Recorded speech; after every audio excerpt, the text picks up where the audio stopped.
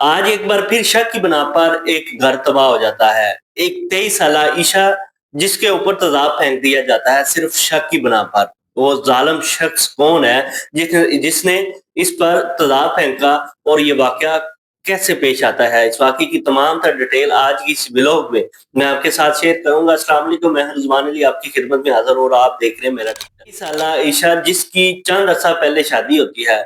शादी का 1.5 महीना बड़ा खुशी से गुज़रता है, उसके बाद शक होना शुरू होता है और ये शक बढ़ता हुआ इस कदर बढ़ जाता है कि आज उसके ऊपर तेज़ाब फेंक दिया जाता है और उसकी शक्ल ही बिगाड़ दी जाती है। तेज़ाब फेंकने वाला कौन था? अब जब शौहर के साथ शादी होती है, ये एक अरेंज मैरिज थी, जो कि घर वालों की, वालिदैन की पसंद की शादी थी, कि जब उसका शौहर जिसके साथ इसकी शादी होती है, तो वो रिश्ता देखा जाता है, तो वो एक बड़ा अच्छा और सुलझा हुआ इंसान बन के उनके सामने आता है। और ऐसे लगता था जैसे ये लोगों का खैर-ख़्वाह है।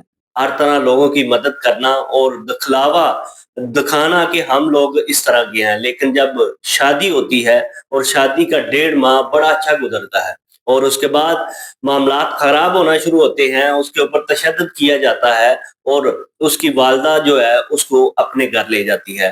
सिर्फ़ 15 रोज़ वो अपने पास रखती है, उसके बाद वो शख्स अपने फैमिली और अपने रिश्तेदार को लेकर साथ अपने ससुराल चला जाता है और वहाँ पे जाके ईमानी करानी कान पे हाथ रखकर जो कि वज़ू करता है, कान पे हाथ रखकर वो सबसे माफ़ी माँगता है कि आज के बाद मैं इसे कुछ नहीं कहूँगा। लेकिन वो छोटे-छोटे शक करता था, अपने वो अपनी बीवी को ये कहता था, ईशा को, कि आप अपने वालिद के पास ना बैठें, आप अपने किसी कज़न के पास ना बैठें और ना आप किसी से बात कई-कई रोज़ वो अपनी वालिदा से उसे मिलने नहीं देता था और बात नहीं करता। अब होता क्या है कि लड़ाई झगड़ा जब होता है और कान पे हाथ रखकर वो सुलह करने के लिए आ जाता है और आकर इनको कहता है कि मैंने अपनी बीवी को अपने पास रखना है।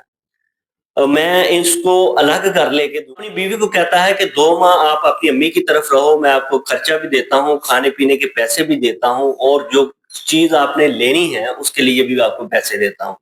2 माह गुज़रते हैं, मैं कोई ना कोई अच्छा घर ढूँढता हूँ, उसके बाद आपको उधर शिफ्ट कर दूँगा और मैं भी आपके साथ चला जाऊँगा।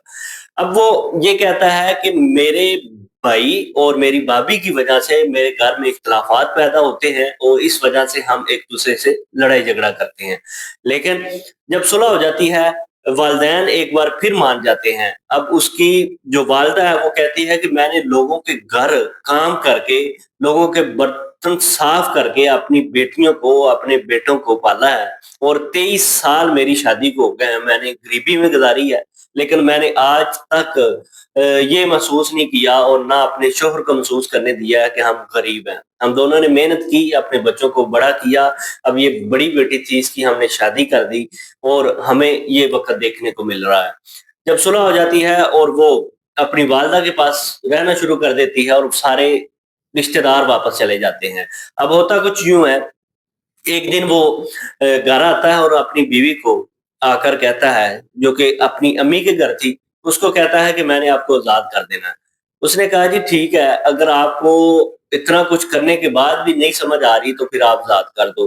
अब लड़की ईशा के ज़हन में ये बात थी कि ये मुझे आज़ाद करेगा या खुला होगी या तलाक होगी, लेकिन उसके ज़हन में ये बात नहीं थी कि ये मुझे कत्ल करेगा और या फिर मेरे पे ये तेज़ाब फेंकेगा।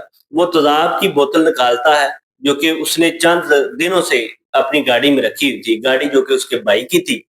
तो वो बोतल निकाल कर उसके ऊपर तेज़ाब फेंक ज़्यादा होने की वजह से उसका चेहरा बिगड़ जाता है उसी टाइम और जब चीखो-पुकार की आवाज़ उसकी वालिदा दूसरे कमरे में मौजूद थी सुनती है और भागकर जब देखती है, तो उसकी बेटी का चेहरा ही बिगड़ा होता है।